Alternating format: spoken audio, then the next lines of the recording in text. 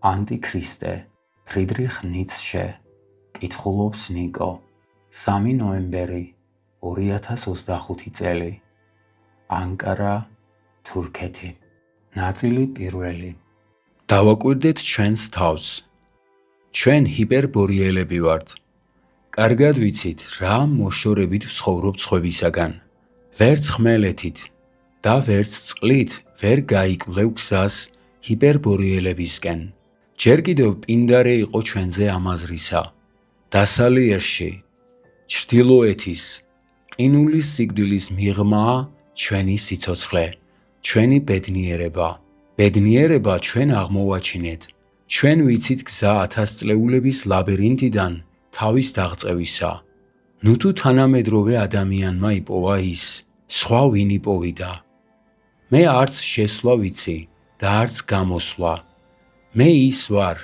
გზას რომ ვერსაით იკვლევს ასე ოხრავს და კვნესის თანამედროვე ადამიანი ამ თანამედროვეობის სენით ვარ შეპყრობილი გაზარმაცებული მშვიდობით ხდალი კომპრომისით თანამედროვე კის და არას სადნოებით ეს ტოლერანტობა და გულის სიფართოვე რომელიც ყველაფერს პატიობს რადგან ყველაფერი ესმის ჩვენთვის არის სიროკო ყინულში ცხოვრებას ვამჯობინებ ვიდრე თანამედროვე სათნოებათა და სამხრეთის სხვა ქარებს შორის ჩვენ საკმარისად მამაცნი ვიყავით არც თავს ვზოგავდით და არც სხვა რაიმეს მაგრამ კარგა ხანს არ ვიცოდით საით უნდა წარმართულიყო ჩვენი სიმამაცე ჩვენ პირქუშნი გავხდით და ფატალისტები დაგვარქვეს ჩვენი ფატუმი ეს იყო სისავსე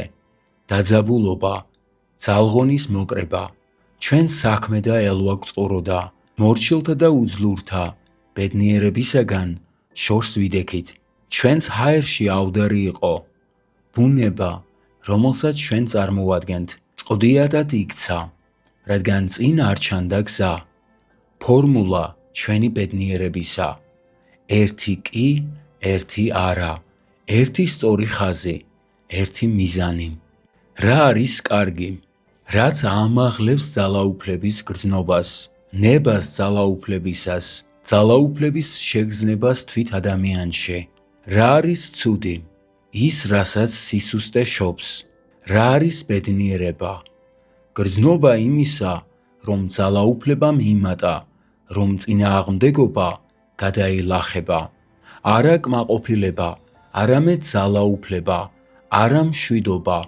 არამედ ომი არა სათნოება არამედ გაწაფულობა სუსწნი და უიღბლონი უნდა დაიხოცონ რა არის ყოველგვარ მანკიერებაზე მავნებელი ქმედითი თანაგზნობა უიღბლოთა და სუსტთა მიმართ ქრისტიანობა პრობლემა რომელსაც მე წარმოვაჩენ არის არა ის რომ კაცობრიობამ უნდა შეცვალოს არსებათა თანმიმდევრობა არამედ ის თუ რა ტიპის ადამიანი უნდა მოაშენოს როგორი ტიპი უნდა სურდეს რა ტიპის ადამიანია სიცოცხლისა და მომავლის ღერზე ეს მაღალი ხარისხის ტიპი უკვე საკმარისად არსებობდა მაგრამ მხოლოდ ბედნიერი შემთხვევითობის წყალობით დამონაკლისის სახით და არა როგორც სასურველი პირიქით მის წინაშე მხოლოდ შიში სუფევდა ის აქამდე მოულენილ საშინელებად აღიქმება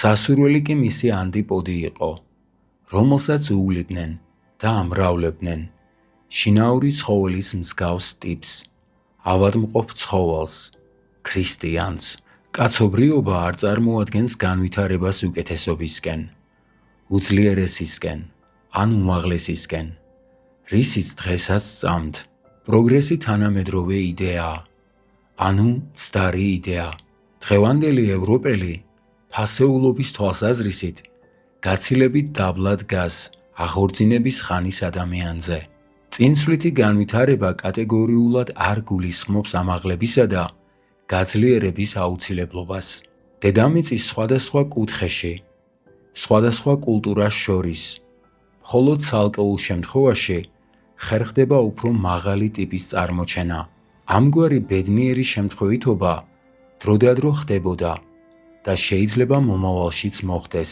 ამ იღბლიანთა შორის შეიძლება ხელსაყრელ პირობებში აღმოჩნდნენ თაობები, ტომები, ხალხები. ქრისტიანობა არ საჭიროებს მორთვა მოკაზმვას. მან უმაღლეს ტიპს სამკვდრო სასიცოცხლო ბრძოლა გამოუცხადა. მისი სამი ძირითადი ინსტინქტი უარყო. ამ ინსტინქტებიდან ბოროტი გამოყო. ძლიერი ადამიანი უვარგისად გამოაცხადა, ბიწიერ ადამიანად.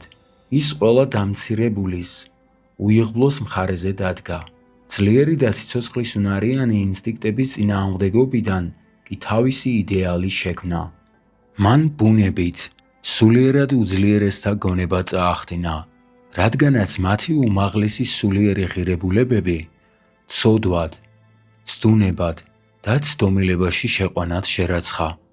სავალალო მაგალითი, დაღუპული პასკალი, რომელსაც ღრმად სწამდა, რომ მისი გონების დაღუპვის მიზეზი პირველი თანშობილი ცოდვაა, მაშინ როდესაც ის მხოლოდ ქრისტიანობით მოისპო.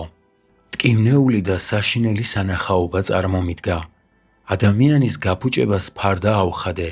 ჩემს ბაგეებში ეს სიტყვა ერთი ეჭვისგან მაინც არის თავისუფალი.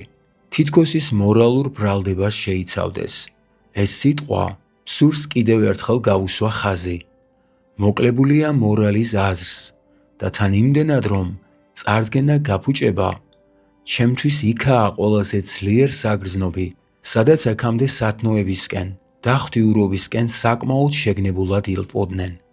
ადვილი მისახვედრია, რომ წახდენა დეკადანსად აღიქმება. მე ვამტკიცებ, რომ ღირებულებები, რომელშიც კაცობრიობა თავისი უმაღლესი სურვილების ერთიანობას მოიაზრებს, დეკადენტური ღირებულებებია. მე გაფუჭებულად მივიჩნევ ცხოველს, ჯიშს ან ინდივიდს, თუ ის თავის ინსტინქტებს დაკარგავს, თუ ის უპირატესობას ანიჭებს ან ირჩევს იმას, რაც მისთვის საზიანოა. უმაღლესი გრძნობების კაცობრიობის იდეალების ისტორია, ვფიქრობ, ამას უნდა მოვკიდო ხელი. იქნებოდა თითქმის ახსნა იმისა, რატომ არის ადამიანი ასეთი გაფუჭებული. თვით სიცოცხლეც შემთვით ზრდის ინსტინქტია, გამძლეობა, ძალღონის მოკრება და ძალაუფლების გაძლიერება. სადაც ამ ჩამონათვალის დანაკლისია, იქ დაცემაა. მე ვამტკიცებ, რომ კაცობრიობის უმაღლეს ღირებულებებს ამის ნება აკლიათ, რომ ყველაზე წმინდა იდეალების მიღმა ნიჰილიზმია დამალული. ქრისტიანობას თანაგრძნობის, გულჩვილობის რელიგიას უწოდებენ. თანაგრძნობა და გულჩვილობა საპირისპიროა ტონუსის ამწევი ეფექტისა, რომელიც სიცოცხლის განცდის ენერგიას მატებს. ის დეპრესიულ ზემოქმედებას ახდენს, ძალა სუსტდება, როდესაც ვინმეს თანაუგრძნობ. თანაგრძნობით ძალის შესუსტება კი მატულობს და მრავლდება, რაც სიცოცხლისთვის ტანჯვის მომტანია. ტანჯვა კი გადამდები ხდება გულჩვილობით. გარკვეულ გარემოებაში სიცოცხლეზე და სასიცოცხლო ენერგიაზე თანაგრძნობით მიყენებული ზარალი ისეთი სიდიდისაა, რომ აბსურდულად აღემატება მისი გამომწვევი მიზეზის სიდიდეს. ეს პირველი თვალსაზრისია, მაგრამ უფრო მნიშვნელოვანიც არსებობს. თუ თანაგრძნობას რეაქციების ღირებულებით გავზომავთ, რომლის გამომწვევიც ის ჩვეულებრივ არის ხოლმე, მაშინ კიდევ უფრო ნათელი ხდება მისი სახიფათო ბუნება სიცოცხლისათვის. ის განვითარების კანონს ეწინააღმდეგება, რომელიც თავის მხრივ სელექციას გულისხმობს. ფარად უდგას დასაღუპავად განწირულს. ასევეა მფარველი ბეჩავთა, დაჩაგრულთა და ცხოვრებისგან განწირულთა. ცხოვრებას კი შაუბნელს ხდის და საეჭვო ასპექტად წარმოაჩენს. ისიც გაბედეს, რომ გულჩვილობა თანაგრძნობას სათნოება უწოდეს, უფრო ღრმად შეტოპეს და თანაგრძნობისგან სათნოება შექმნეს. თითქოს საფუძველი და დასაბამი ყველა არსებულ სათნოებათა ცხადია მხოლოდ ნიჰილისტური ფილოსოფიის თვალსაზრისით თავის ფარს სიცოცხლის უარყოფა რომ დააწერა და ეს გასათვალისწინებელი ფაქტია. მართალი იყო ამ მხრივ შოპენჰაუერი. თანაგრძნობა სიცოცხლის უარმყოფელია, ანუ სიცოცხლეს უფრო მეტად ხდის უარყოფის ღირს. თანაგრძნობა ნიჰილიზმის პრაქტიკაა. ვიმეორებ, ეს დამთგუნველი და გადამდები ინსტინქტი ანადგურებს ინსტინქტებს, რომლებიც მომდინარეობენ სიცოცხლის ამაღლებიდან და შენარჩუნებიდან. ბედკრულთა დაცვით და უბედურების მომრავლებით ის დეკადანსის საიმედო იარაღი ხდება. თანაგრძნობა იტყუებს არარასკენ, თუმცა არარას არ ახსენებენ, არამედ მას ისეთი სიტყვებით ჩაანაცვლებენ ხოლმე, როგორებიცაა საიქიო, ღმერთი, ჭეშმარიტი ცხოვრება, ან ნირვანა, ცხონება და ნეტარება. ეს მიამიტი რიტორიკა რელიგიურ-ზნეობრივი იდიოსინკრაზიის სფეროდან არც ისე უწყინარი მოგეჩვენებათ, როცა აღმოაჩენთ, რა ტენდენციაა შეფუთული მაღალფარდოვანი სიტყვების მოსასხამში. ეს ხომ სიცოცხლისადმი მტრულად განწყობის ტენდენციაა. შოპენჰაუერის სიცოცხლის მოძულე იყო, ამიტომ თანაგრძნობა მისთვის სათნოებად იქცა. არისტოტელე, როგორც ცნობილია, თანაგრძნობას მიიჩნევდა ავადმყოფურ და სახიფათო მდგომარეობად, რომელსაც დროდადრო სასაქმებლის მიღება არ აწყენდა. ტრაგედია მისთვის სასაქმებლის ტოლფასია. სასიცოცხლო ინსტინქტიდან გამომდინარე, უნდა მოინახოს საშუალება ასეთი რაოდენობის გულჩულობის დაგროვების აღსაკვეთად. ამ გროვის ერთ-ერთ მაგალითს შოპენჰაუერი წარმოადგენს. ნემსის ერთი ჩხვლეტაა საჭირო, რათა ეს გროვა დაიშალოს. არაფერია ისეთი არაჯანსაღი ჩვენს არაჯანსაღ თანამედროვეობაში, როგორც ქრისტიანული თანაგრძნობა. ამ დაავადების ექიმობა ულმობლობას ნიშნავს, დანის ამოქმედებას. ასეთი რამ საჩვენოა. ჩვენი კაცმოყვარეობის სახეობაა. ამით ვართ ჩვენ, ფილოსოფოსები, ჰიპერბორიელები. აუცილებლად უნდა ითქვას, ვის მივიჩნევთ დაპირისპირებულ მხარედ, თეოლოგებს და ყველაფერს, რაც თეოლოგების სისხლხორცეულს წარმოადგენს, მთლიანად ჩვენს ფილოსოფიას.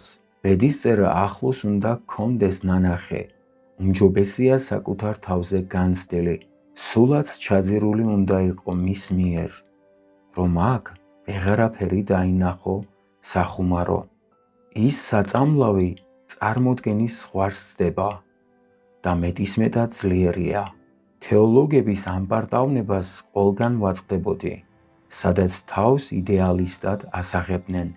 იმ შემთხვევაშიც, როდესაც მაღალი წარმომავლობის ნიღბით თავს უფლება მოსილად თვლიან, სინამდვილეს ზემოდან გადმოხედონ და ის უცხოდ ჩათვალონ. იდეალისტს სულიერი მამის მსგავსად ხელში მაღალი ცნებები აქვს მოქცეული. ის კეთილგონიერი ქედმაღლობით თამაშობს, ისეთი ცნებებით, როგორებიცაა გონება, გრძნობა, ღირსება, კეთილდღეობა, მეცნიერება. ზემოდან დაყურებს მათ და თან მავნე, მაცდუნებელ ძალებად მიიჩნევს, რომელთა თავზეც სული თვით კმარი სიწმინდით ნავარდობს. თითქოს სიცოცხლე უფრო არ ვნებდა თავის თავს მორჩილებით, უმანკოებით, მოკლედ წმინდანობით, ვიდრე მანკიერებით და უმსგავსობით. სული წმინდა წყლის სიცრუეა, სანამ წმინდა მამანი, მოწოდებით სიცოცხლის უარმყოფელები, ცილის მწამებლები, სიცოცხლის მომწამლავნი ადამიანებად ითვლებიან. პასუხი კითხვაზე, რა არის ჭეშმარიტება, არ იარსებებს. ჭეშმარიტება უკვე დააყენეს თავდაყირა, როდესაც უარყოფის შეგნებული ადვოკატი ჭეშმარიტების წარმომადგენელია. თეოლოგების ამ ინსტინქტს ომს ვუცხადებ, მის კვალს ყველგან ვაწყდები, ვისაც თეოლოგის სისხლი უჩქებს ძარღვებში. მისი დამოკიდებულება ყველაფრისადმი ყალბია და უპატიოსნო. პათოსი, რომელიც აქედან აღმოცენდებოდა, რწმენად სახელდება. თვალები სამუდამოდ უნდა დახუჭო ყველაფერზე, რათა არ ეწამო განუკურნებელი სიცრუის ცქერით, ამ ცდომილი ოპტიკით, ნებისმიერი საგნისადმი. ადამიანი თავისთვის იქნის მორალს, სათმნოებას და წმინდანობას, სუფთა სინდის ყალბ-ხედვას უკავშირებს. დაუშვებელი ხდება, რომ სხვა ხედვას გააჩნდეს ღირებულება, განსაკუთრებით მას შემდეგ, რაც საკუთარ მსოფლ ხედვას მონათლავენ წმიდათა წმიდა სიტყვებით: ღმერთი, ხსნა, მარადისობა. თეოლოგიის ინსტინქტის ამოთხრას ყველგან ვცდილობდი.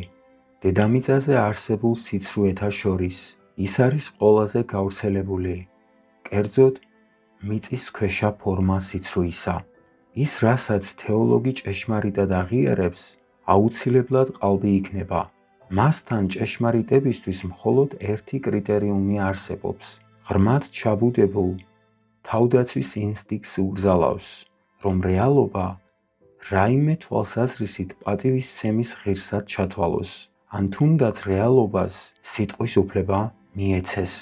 რამდენადაც უფრო ვრცელდება თეოლოგიის გავლენა, იმდენად თავდაყირად დგება შეფასების კრიტერიუმი. გარდაუვალი ხდება ორი ცნების, ჭეშმარიტის და მცდარის ურთიერთჩანაცვლება, რაც სიცოცხლისთვის უაღრესად მავნებელია. რაც სიცოცხლეს აღამაღლებს, განამტკიცებს, ამართლებს და აღაზევებს, აქ სწორედ მცდარს უწოდებენ.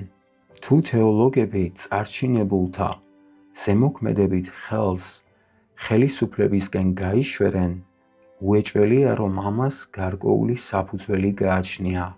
ნება დასასრულისა, ნიჰილისტურ ნებას თვით სურს ძალაუფლება. გერმანელებს ჩემი სიტყვები კარგად ესმით. თეოლოგებმა ფილოსოფიას შერყნეს. პროტესტანტი მღვდელი გერმანული ფილოსოფიის პაპაა. თავად პროტესტანტობა თანშობილი ცოდვაა.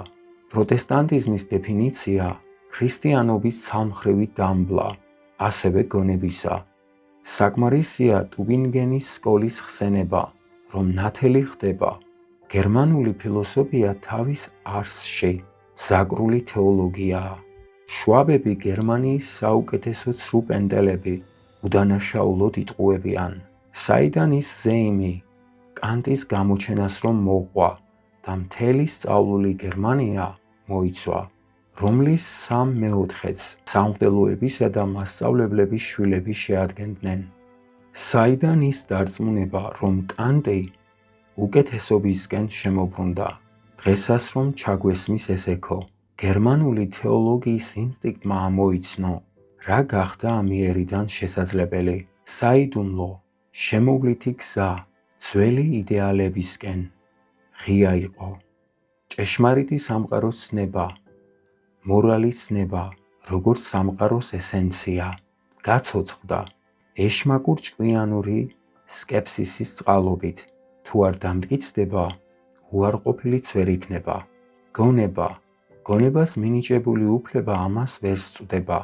რეალობის მოჩვენებითი სახე სიცრუეში ჩაკარგული სამყაროსაგან შეიქმნა. კანტის წარმატება თეოლოგიის წარმატებაა. კანტი ლუთერის მსგავსად, ლაიბნიცის მსგავსად წარმოადგენდა ბუნიკს გერმანული სამართლიანობის საკმაოდ მყიფე ფეხზე. კანტის როგორც მორალისტის წინააღმდეგ დავამატებ კიდევ ერთ სიტყვას. სათნოება ჩვენ მიერ არის მოგონილი. ის ჩვენი პირადი თავდაცვაა და შინაგანი მოთხოვნილება. სხვა გაგებით ის მხოლოდ საშიშროებას წარმოადგენს, რაც ჩვენს ცხოვრებას არ განაპირობებს, მხოლოდ ავნებს მას. სათნოება დაფუძნებული მხოლოდ სათნოების ცნების პატივისცემაზე, როგორც ეს კანტს სურდა, საზიანოა. სათნოება, მოვალეობა, სიკეთე თავისთავად, სიკეთე უსახურობისა და საყოველთაობის ფორმით. ეს ქიმერაა, რომელში მოქცეული სიცოცხლის უკიდურესი დაუძლურება დაცემა კიონიგსბერგის ფილოსოფიაში აისახა. შენარჩუნებისა და ზრდის ყველაზე ღრმა კანონები საპირისპიროს გვთავაზობენ. თითოეულმა საკუთარი სათნოება უნდა იპოვოს, საკუთარი კატეგორიული იმპერატივი. ხალხი დაიღუპება, თუ მოვალეობა მოვალეობის ცნებაში აერება. არაფერი ანგრევს ისე ღრმად, და ყოვლის მომცველად, როგორც უპირო მოვალეობა, ყოველი შესაწერე აბსტრაქციის მოლოხისა. განა კანტის კატეგორიული იმპერატივი სიცოცხლისთვის საშიშად არ უნდა აღიქმებოდეს, ის თეოლოგების ინსტინქტმა შეიფარა თავისი ვრთის ქვეშ. მოქმედებას, რომლისკენაც ადამიანს სიცოცხლის ინსტინქტი უბიძგებს, სიამოვნების განცდაში თავისი სისტორის მტკიცებულება გააჩნია. ქრისტიანულ დოგმატიკური ნიჰილიზმი კი თავისი შინაარსით მათ წინააღმდეგობად აღიქვამს. რამ შეიძლება დაანგრიოს ადამიანი უფრო ჩქარა, ვიდრე იმან, რომ შინაგანი აუცილებლობის, ღრმად პირადი არჩევანის, სიამოვნების გარეშე იაზროვნოს ან რაიმე იგრძნოს, როგორც მოვალეობის ავტომატი. სწორედ ეს არის დეკადანსის რეცეპტი, თვით იდიოტიზმისაც. კანტი იდიოტი გახდა და ის გოეთეს თანამედროვე იყო. და ეს საბედისწეროობობა გერმანელ ფილოსოფოსად ითვლება ახლაც. ვერიდები აზრი გამოუთქვა გერმანელი ფილოსოფოსების შესახებ. განა კანტი ფრანგულ რევოლუციაში ვერ ხედავდა სახელმწიფოს არაორგანული ფორმიდან ორგანულში გადასვლას. განა საკუთარ თავს არ უშვამდა კითხვას, თუ არსებობს ისეთი მოვლენა, რომელსაც არ გააჩნია ახსნა და მხოლოდ კაცობრიობის მორალური განწყობით აიხსნება. ერთხელ და სამუდამოდ არ უნდა დაემტკიცებინა კაცობრიობის ტენდენცია სიკეთისაკენ. კანტის პასუხი: ეს რევოლუციაა. არასწორი ინსტინქტი ყველაფერში და თითოეულში, არა ბუნებრიობა როგორც ინსტინქტი, გერმანული დეკადანსი როგორც ფილოსოფია. ეს არის კანტი. თუ თავს დავანებებთ რამდენიმე სკეპტიკოსს, რომელიც პატიოსნების და სამართლიანობის მეტრად ითვლება ფილოსოფიის ისტორიაში, მაშინ დანარჩენები ინტელექტუალური სამართლიანობის მოთხოვნებს ვერაფრით დააკმაყოფილებდნენ. ეს უცნაური, უდიდესი მეცნიერები, დედაკაცებივით იქცევიან. არგუმენტად მათ შვენიერი გრძნობები მოჰყავთ. ამაღლებული სული, ჰაერსაბერად, ჭეშმარიტების კრიტერიუმად, ბრწამსი. ბოლოს და ბოლოს უკვე კანტი ცდილობდა გერმანული უდანაშაულობა გაახრწნის ეს ფორმა ინტელექტუალური სინდისის ნაკლებობა პრაქტიკული გონების ცნებით გაემეცნიერებინა. გონება მან განზრახ იმ შემთხვევისთვის გამოიგონა, როდესაც ნეობა ხმამაღლა აცხადებს თავის მოთხოვნას, შენ უნდა, და გონებაზე ამ დროს საუბარიც არ არის. თუ მხედველობაში მივიღებთ, რომ ყველა ჯურის ხალხისთვის ფილოსოფოსი ქურუმის განვითარებულ ტიპს წარმოადგენს, აღარაფერია გასაკვირი საკუთარი თავის მიმართ თაღლითობაში, რაც ქურუმისგან მიღებული მემკვიდრეობაა. თუ წმიდათა წმიდა ამოცანები გაგაჩნია, გამოსწორება, ხსნა, კაცობრიობის ცოდვათა გამოსყიდვა, ვნებას გულში ატარებ და საიქიოს იმპერატივის რუპორად მიიჩნევ თავს, მაშინ ამგვარი მისიით უფლებამოსილი, ყოველგვარი გონიერი შეფასების მიღმა იმყოფები. ასეთი დავალებით ნაკურთხს თავი თვითონვე მოგაქვს უმაღლესი რანგის წარმომადგენლად. რა ესაქმება ქურუმს მეცნიერებასთან? ის ხომ მეტისმეტად მაღლა იმყოფება ამისთვის და ამგვარი ქურუმი დღემდე ბატონობდა. ის იყო ცნებების, ჭეშმარიტისა და არაჭეშმარიტის განმსაზღვრელი. სათანადოდ შევაფასოთ, რომ ჩვენ, თავისუფალი სულის მატარებლები, უკვე წარმოვადგენთ ღირებულებათა გადაფასებას, განსახიერებას ომის სკიჟინისას და გამარჯვებისას ჭეშმარიტების ყველა მოძველებულ ცნებაზე. ინტელექტუალურობის თვალსაზრისით ყველაზე ღირებული აღმოჩენილი იქნა მხოლოდ მოგვიანებით. უდიდესი მიღწევა მეთოდებია. ყველა მეთოდი, ყველა წინაპირობა ჩვენი მეცნიერებისა უგულებელ ყოფილი იყო 1000 წლეულების მანძილზე. მათ გამო მავანნი გაირიცხნენ პატიოსანი ადამიანების რიგებიდან.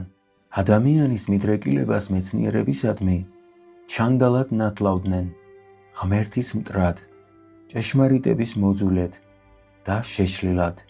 კაცობრიობის მთელი პათოსი ჩვენ წინააღმდეგ იყო მომართული.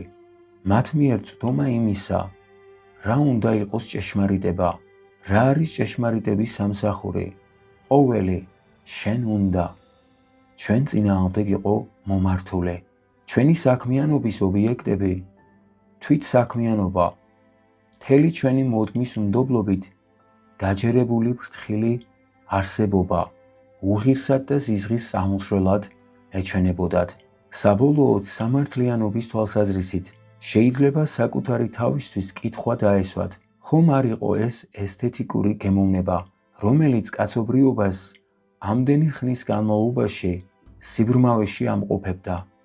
ის ჭეშმარიტებისაგან ფერწერულ ეფექტს ხოვულობდა და შემეცნებლისაგანაც იმავეს ელოდა, რათა მის გრძნობებზე უფრო ძლიერად ემოქმედა.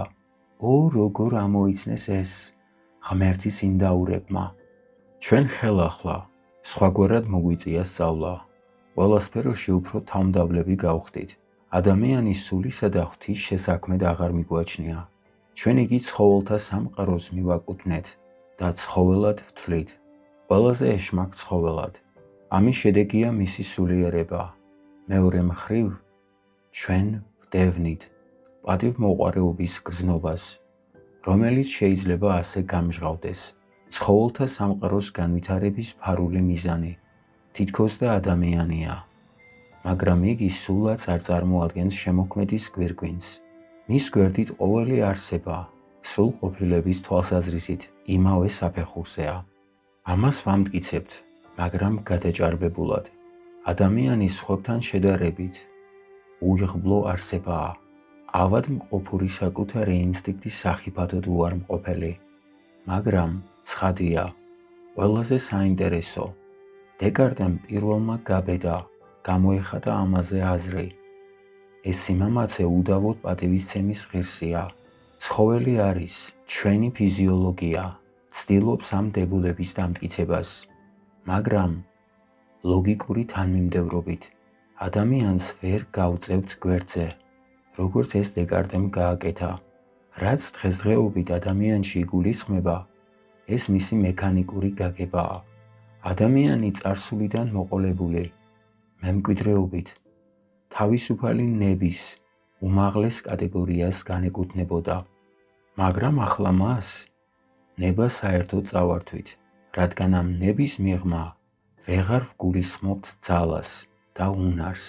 ძველებური გაგებით სიტყვა ნება მხოლოდ იმას ემსახურება, აღნიშნოს რაღაც რეზულტატი, ინდივიდუალური რეაქციის გარკვეული სახეობა, რომელსაც აუცილებლად მოყვება გარკვეული რაოდენობის, ნაწილობრივ საწინააღმდეგო, ნაწილობრივ თანხმობის გამომხატველი გაღიზიანება. ნება ზემოქმედებას აღარ ახდენს, ის აღარც მამოძრავებელი ძალაა. წინათ ადამიანის ცნობიერებაში, მის გონში ხედავდნენ მისი მაღალი, ღვთიური წარმომავლობის დასტურს, რათა მისი სრულყოფა განხორციელებულიყო. ურჩევდნენ კუს მსგავსად, გრძნობების შიგნით შეემალა, შეეწყვიტა კავშირი მიწიერთან, მოეცილებინა მიწიერი გარსი, ხოლო ამ გზით მოხერხდებოდა წმინდა სულის კრისტალიზაცია. ამის შესახებ საკუთარი აზრი გაგვაჩნია. ცნობიერება, გონი, ორგანიზმის შედარებითი, არასრულყოფილების სიმპტომია. ეს არის ერთგვარი მცდელობა, მოსინჯვა, ცდარი სვლა, უაზრო ძალღონის ხარჯვა, ნერვების ამაოდ დაძაბვა. ჩვენ უარ ვყოფთ სრულყოფილებას, როგორც ასეც, რადგან ის შეგნებულად კეთდება. წმინდა სული, ეს წმინდა სისულელეა. ჩვენ თუ ანგარიშს არ გავუწევთ ნერვულ სისტემას და გრძნობებს მოვაცილებთ მიწიერ გარს, ანგარიშში მოვტყუვდებით, სხვა არაფერი. ქრისტიანობაში არც მორალი და არც რელიგია ოდნავადაც არ ეხება რეალობის, თუნდაც რომელიმე ერთ წერტილს, მხოლოდ წარმოსახვითი მიზეზები. მხოლოდ წარმოსახვითი მოქმედება, წარმოსახვითი ბუნების მეტყველება, წარმოსახვითი ფსიქოლოგია. ეს სუფთა ფუნქციათა სამყარო თავის სასარგებლოდ არ განსხვავდება ოცნებათა სამყაროსგან, რადგან ეს უკანასკნელი სინამდვილეს ასახავს. ფუნქციათა სამყარო კი სინამდვილეს აყალბებს, აუფასურებს და უარყოფს. მხოლოდ მას შემდეგ, რაც ბუნების ცნება ღმერთის ცნებას დაუპირისპირდა, სიტყვა ბუნებრივი ან ბუნებისმიერი ცხადია უღირსი გახდა. იმ სამყაროს სიძულვილი უდებს საფუძვლად ბუნებრივის მიმართ. ის გამოხატულებაა ღრმა ზიზღისა, ნამდვილისადმი. ამით აიხსნება ყველაფერი. ვის გააჩნია სინამდვილისგან განდგომის მიზეზები? მას, ვინც მისგან იტანჯება, მაგრამ ტანჯვა სიცოცხლისგან, ეს არის ტანჯული სინამდვილე. უკმაყოფილების გრძნობა კმაყოფილების გრძნობას გადაწონის და სწორედ ეს განაპირობებს ფიქტიური მორალისა და რელიგიის არსებობას. ამგვარი გადაწონის შედეგია დეკადანსი. ასეთი დასკვნის გაკეთებას გვაიძულებს ღმერთის ცნების ქრისტიანული გაგება. ხალხი, რომელსაც სწამს თავისი თავისა, საკუთარი ღმერთი გააჩნია. ის პატივს სცემს პირობებს, რომელთა წყალობითაც ამაღლებს საკუთარ სათნოებას. მისი თვითკმაყოფილება ძალაუფლების გრძნობად განსახიერდება ისეთი ადამიანის მიმართ, რომლის მადლიერიც უნდა იყოს, ანუ ვინც მდიდარია, გაცემა სურს. ამაყ ხალხს სჭირდება ღმერთი, რომლისთვისაც მსხვერპლს გაიღებს. რელიგია ამგვარი წინაპირობით მადლიერების გამოხატვის ფორმაა.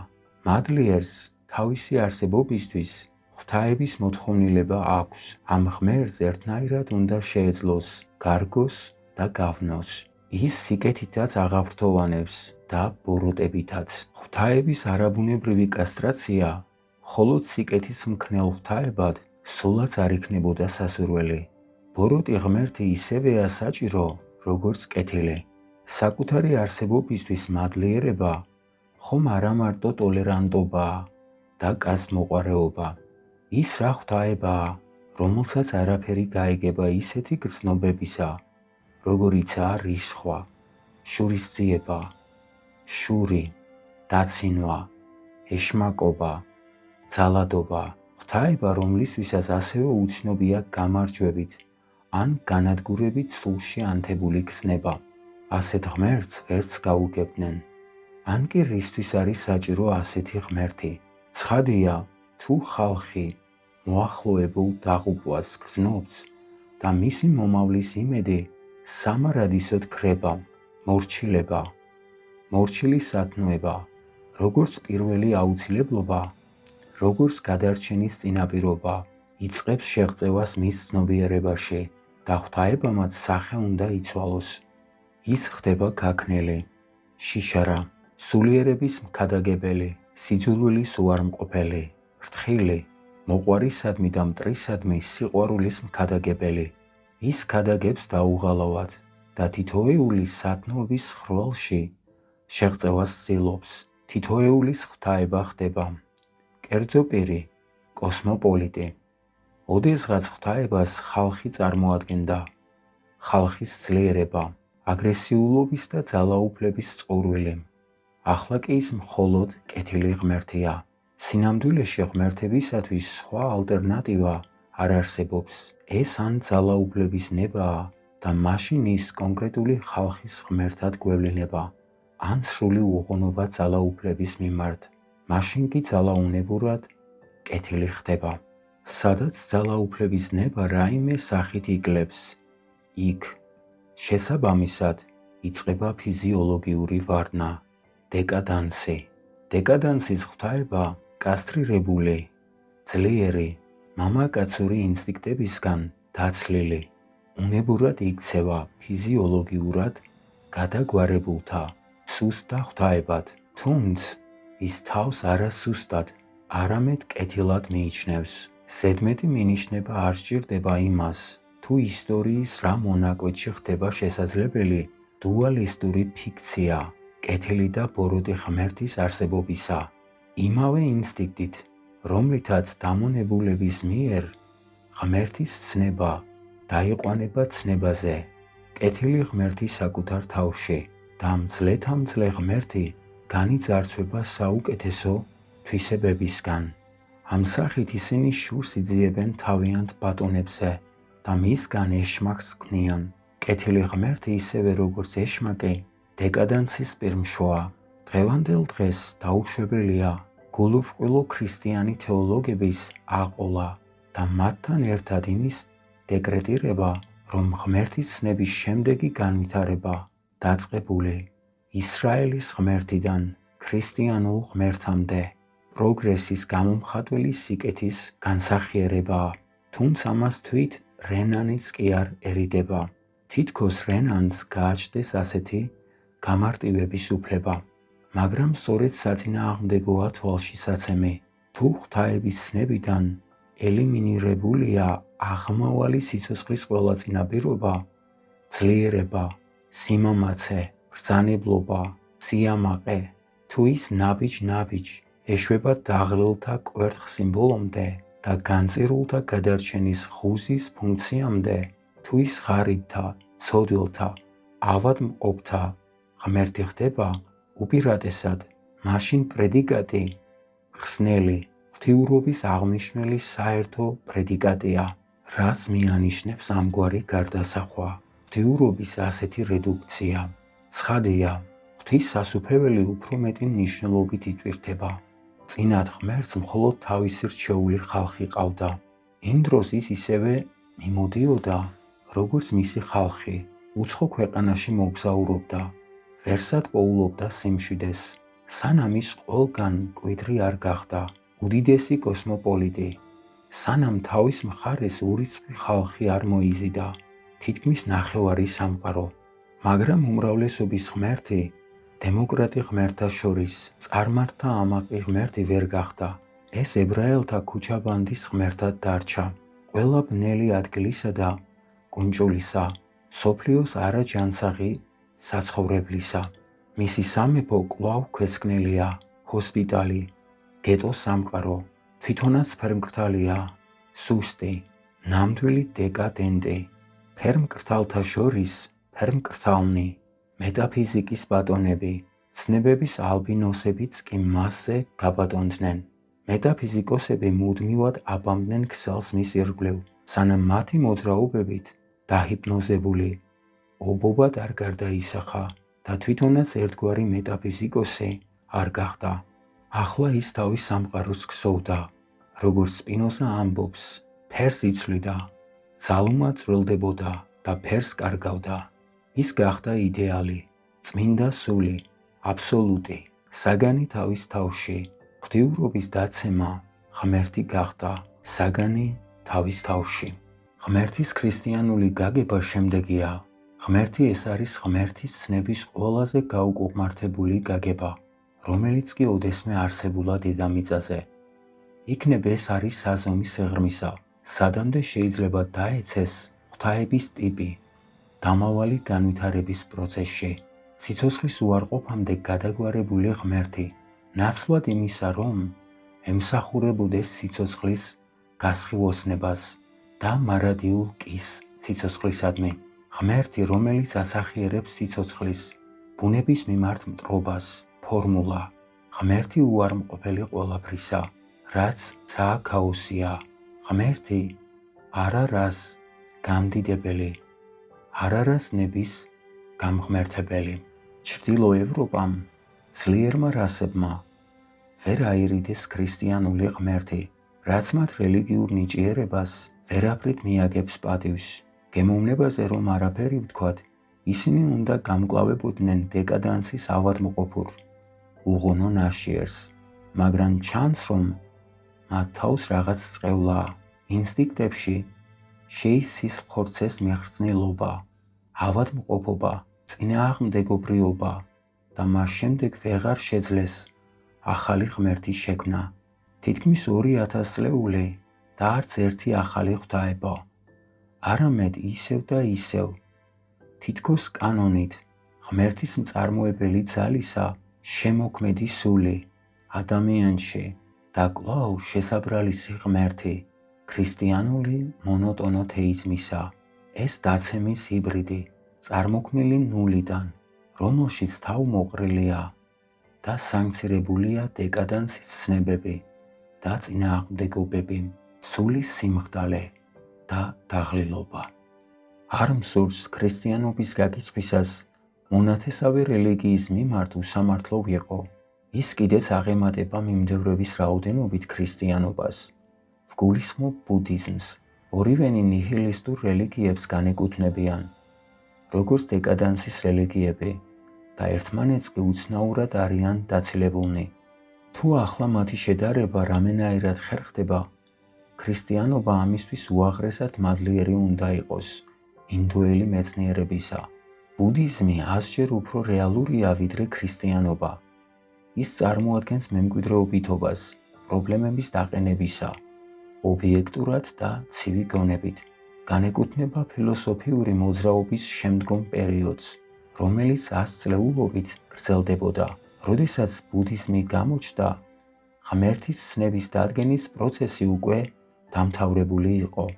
ბუდიზმი ერთადერთი პოზიტივისტური მიმართულებაა რელიგიის ისტორიაში. შემეცნების თეორიაშიც კი არ მოუწოდებს ცოდვის წინააღმდეგ ბრძოლისკენ, მაგრამ რეალობის სრული აღიარებით ის ამბობს ბრძოლა ტანჯვის წინააღმდეგ. მორალური ცნებებით თავის მოტყუება მას უკვე გავლილი აქვს და ამაშია მისი მკაცრი გამიჩნდა და განსხვავება ქრისტიანობისგან. ის ჩემი სიტყვებით რომ თქვა, სიკეთისა და ბოროტების იქით ხარეს დგას. აი ორი ფიზიოლოგიური ფაქტი, რომელსაც ის ეყრდნობა და ითვალისწინებს. პირველი, გადაჭარბებული გამხიზიანებლობა, რომელიც გამოიხატება განსაკუთრებულ სენსიტიურობაში ტკივილის მიმართ. მეორე, გაძლიერებული სულიერი ცხოვრება. დიდხანს ყოფნა ლოგიკურ პროცედურათა სფეროში, რასაც იქით მიჰყავს, რომ პიროვნების ინსტინქტი თავის საზიანოდ უპიროს უთმობს ადგილს. ამ ფიზიოლოგიური პირობების საფუძველზე კი დეპრესიული განწყობა აღმოცენდა. სწორედ მის წინააღმდეგ გაილაშქრა ბუდამ თავისი ჰიგიენით.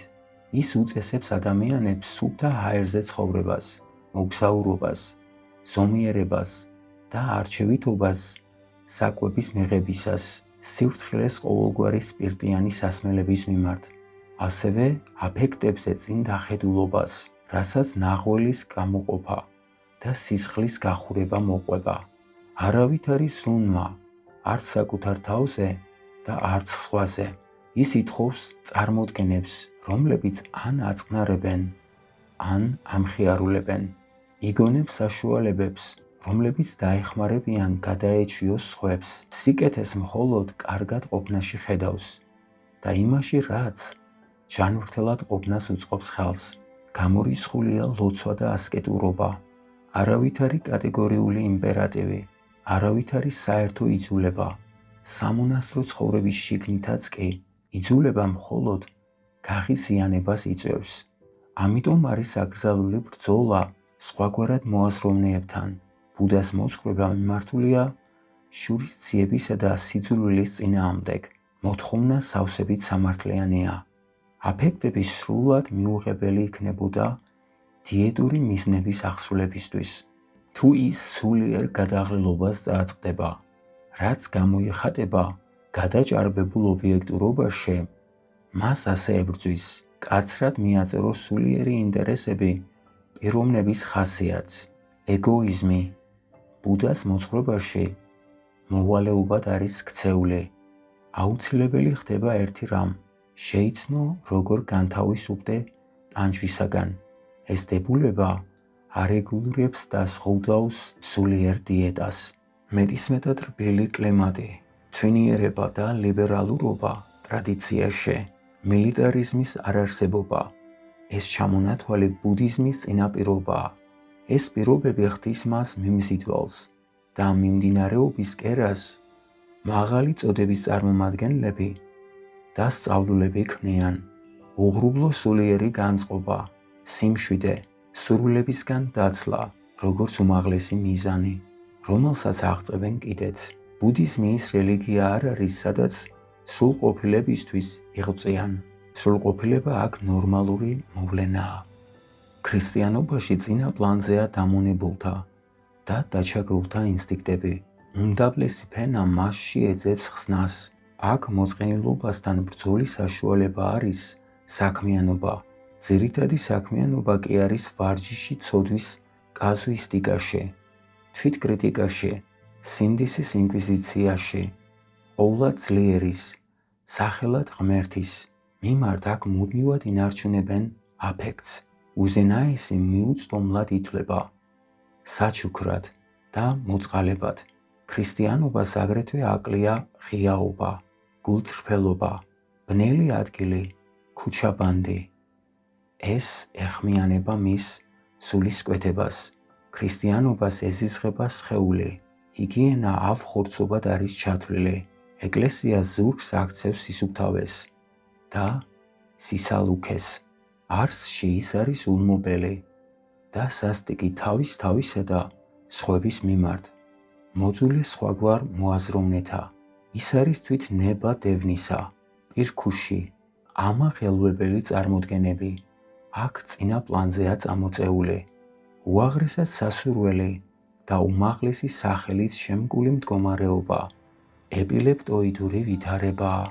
დიეტა მორგებულია იმაზე, რომ ავადმყოფურ მოვლენებს გაუწიოს მფარველობა და ნერვები უკიდურესად გააღიზიანოს.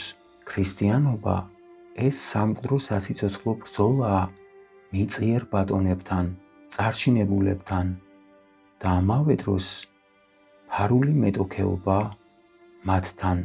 ქრისტიანობა ეს არის გონის, სიამაყის, სიმამაცის, თავისუფლების სიძულვილი, სულის გადახრა.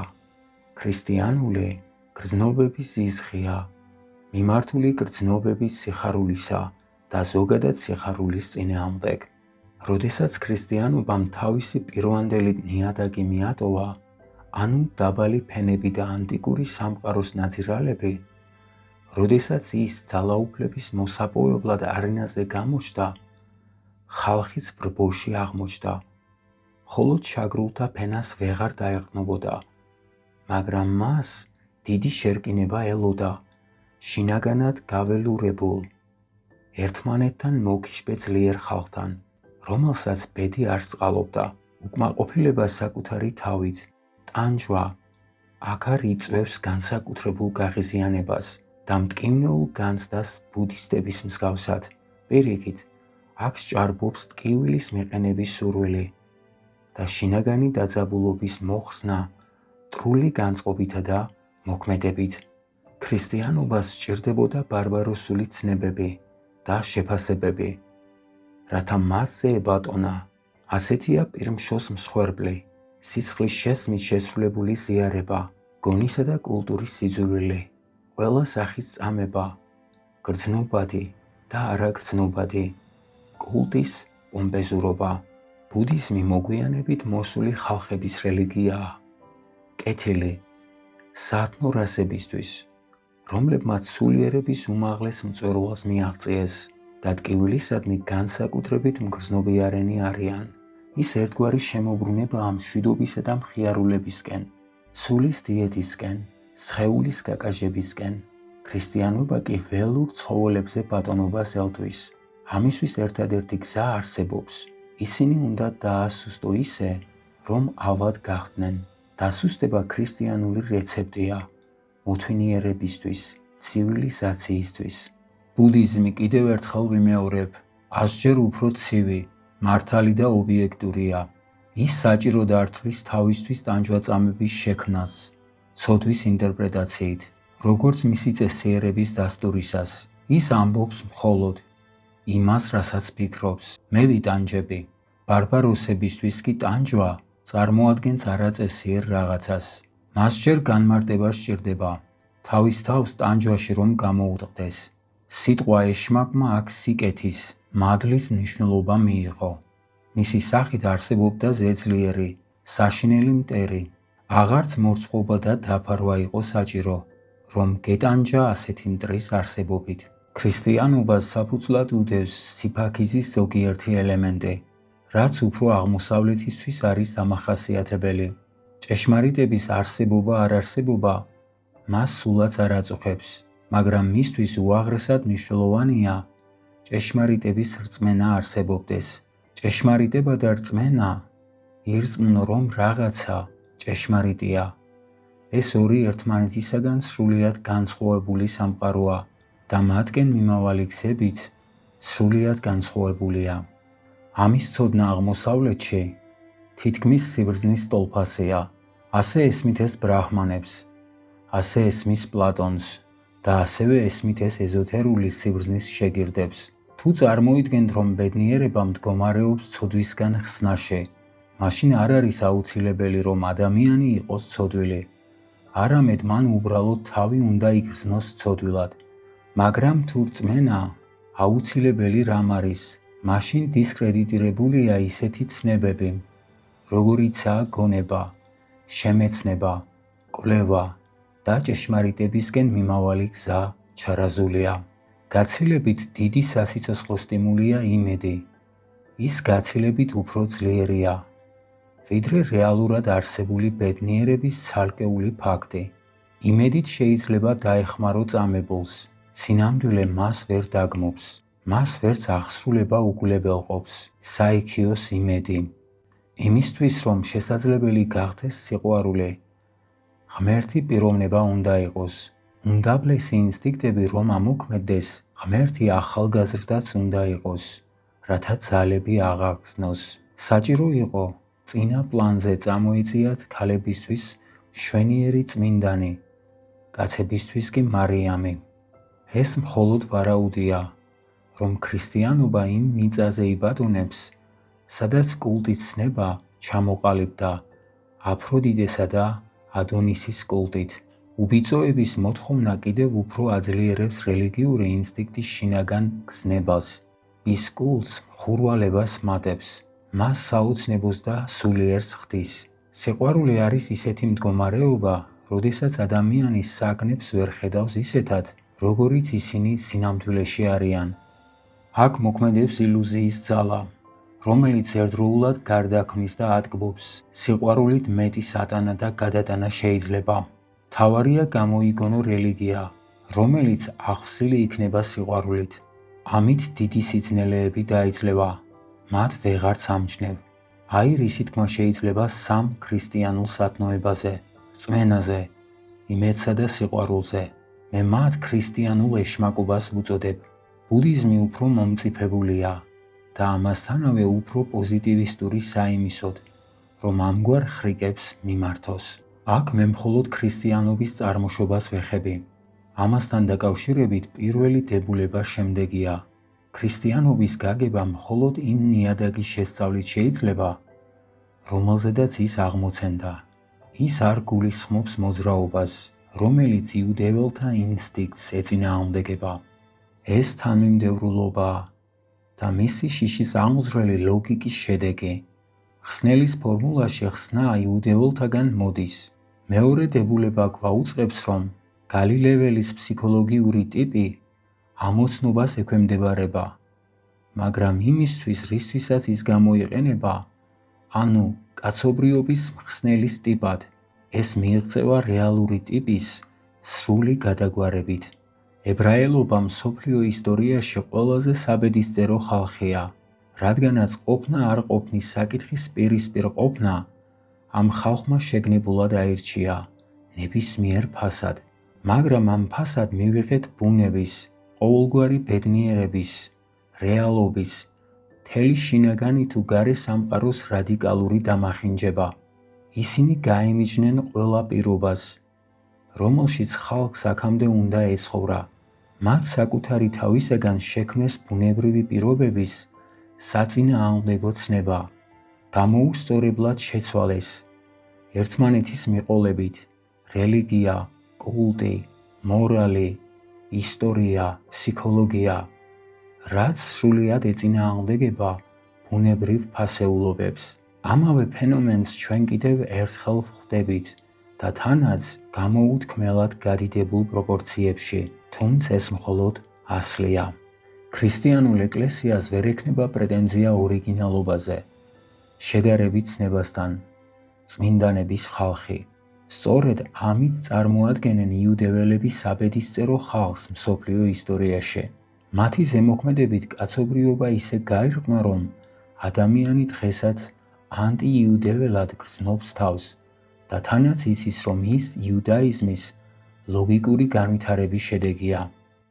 ჩემს მორალის გენეალოგიაში პირველად წარმოვადგინე ფსიქოლოგიური წინააღმდეგობა მორალის ორ სახეობას შორის, კეთილშობილ მორალსა და ტრულ, ფარული სიძულვილის მორალს შორის, სადაც მეორე პირველის უარყოფის საფუძველზე წარმოიშვა, მაგრამ ეს უკანასკნელიც მთლიანად წარმოადგენს იუდეურ ქრისტიანულ მორალს. მან ყველაფერი უარყო, რაც დედამიწაზე სიცოცხლის აღმავალ მოძრაობას, წარმატებას, ძალას, სილამაზეს, თვით დამკვიდრებას უდგას მხარში. ტრული სიძულვილის ინსტინქტს, რომელიც გენიად იქცა, სხვა სამყარო უნდა გამოეგონა. მისი თვალსაჩინარიდან სიცოცხლის დამკვიდრება ბოროტებად ითვლებოდა, უღირსად. ფსიქოლოგიური შემოწმებით ებრაელობა სიცოცხლის დამკვიდრების შეუდარებელი ძალით არის დაღდასმული, გაუსაძლის პირობებში ჩავარდნილი. ის ნებაყოფლობით თვით გადარჩენის მიზნებიდან გამომდინარე მაქსიმალურად უხმობს ჭკუას და დეკადენსის ინსტინქტის მხარეზე დგება. არა იმიტომ, რომ მისი გავლენის ქვეშ იმყოფება, არამედ დეკადანსში მან ის ძალა ამოიცნო, რომელიც საკუთარ თავს შეუნარჩუნეს მთელ ამ დაპირისპირებულ სამყაროსთან ბრძოლაში. ებრაელი დეკადენტის სრული ანტიპოდია, მაგრამ მან შეძლო მისი განსახიერება ილუზიის დონემდე. მსახიობური გენიით ის ყველა დეკადენტური მოძრაობის სათავეში მოექცა, რათა მისგან უფრო ძლიერი რამ შეექმნა, ვიდრე სიცოცხლის მღაღადებელი მოძრაობა.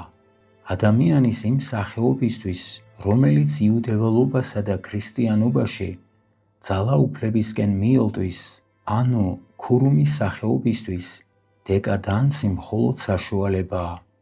ადამიანთა ამ კატეგორიას საკუთარი სასიცოცხლო ინტერესები აქვს, რომ კაცობრიობა დაავადოს, ცნებები, კეთილი და ბოროტი, ჭეშმარიტი და მცდარი, სიცოცხლისთვის სახიფათოდ გააყალბოს და სამყაროს ცილი დასწამოს. ეს ვითარება ძალაში რჩებოდა მაშინაც, როცა სევდიანად და სავალალოდ ყველაფერს ბოლო მოეღო, ქვეყნის შიგნით ანარქიით და ქვეყნის გარეთ ასირიელებით, მაგრამ ხალხი მეფეს ყველაზე მაღლა აყენებდა და აფასებდა, როგორც კარგ მეომარს და ამავე დროს მოსამართლეს. პირველ რიგში ამ განწყობას ასე აღიქვამდა ისაია, ეს ტიპიური წინასწარმეტყველი, მაგრამ ოცნება აუსრულებელი დარჩა. მოძველებულ ღმერთს, ღონე დაცლელს, უწინდებურად აღარ შეეძლო მოქმედება. მასზე უარი უნდა ეთქვათ. და რა მოხდა? მისი ცნება შეცვალეს და ბუნებრიობა გამოცვალეს. ამ ფასად კი მისი შენარჩუნება შესცლეს.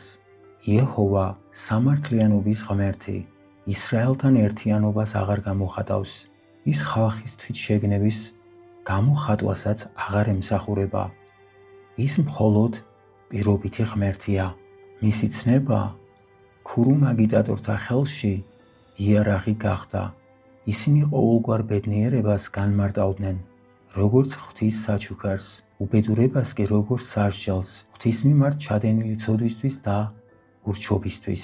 სიყალბით და სიცრუით გაჟღენთელმა მანერამ თითქოს და სამყაროს ნეობრივი წესრიგისა, ერთხელ და სამუდამოდ დააყენა თავდაყირა ბუნების, მიზეზის და ქმედების არსებული ცნებები. როდესაც საზღაურითა და დასჯით გააქრეს ბუნებრივი მიზეზობრიობა, საჭირო გახდა არაბუნებრივი მიზეზობრიობის შექმნა. სწორედ ამას მოჰყვა მთელი შემდეგი არაბუნებრიობა, ღმერთი, რომელიც მოითხოვს და არა ღმერთი, რომელიც ეხმარება, იძლევა რჩევას, რომელიც ძირითადად სიტყვა, ყოველგვარი სიმამაცის, ბედნიერი ინსპირაციისთვის და რწმენისთვის საკუთარი თავისა. მორალი აღარ წარმოადგენს იმ პირობების გამოხატულებას, რომლებიც სიცოცხლისთვის და ხალხის ზრდისთვის არის აუცილებელი. მისი სიღრმისეული სასიცოცხლო ინსტინქტისთვის ის გადაექცა აბსტრაქტულ ცნებად და დაუპირისპირდა სიცოცხლეს. მორალი ძირფესვიანად მომსპობი ფანტაზიისა, მისის შემრყნელი, გადაიქცა ნებისმიერი საგნის ბოროტად ხედვის საფუძვლად. რა არის ებრაული და რა არის ქრისტიანული მორალი? ეს არის შემთხვევა, თავისი უდანაშაულობისაგან ცდუნება, ფიზიოლოგიურად ცუდი განწყობა, მოწამლული სინდისის ქენჩნით. პირველი ნაწილის დასასრული. მადლობა რომ გვისმენთ. მომავალ შეხვედრამდე.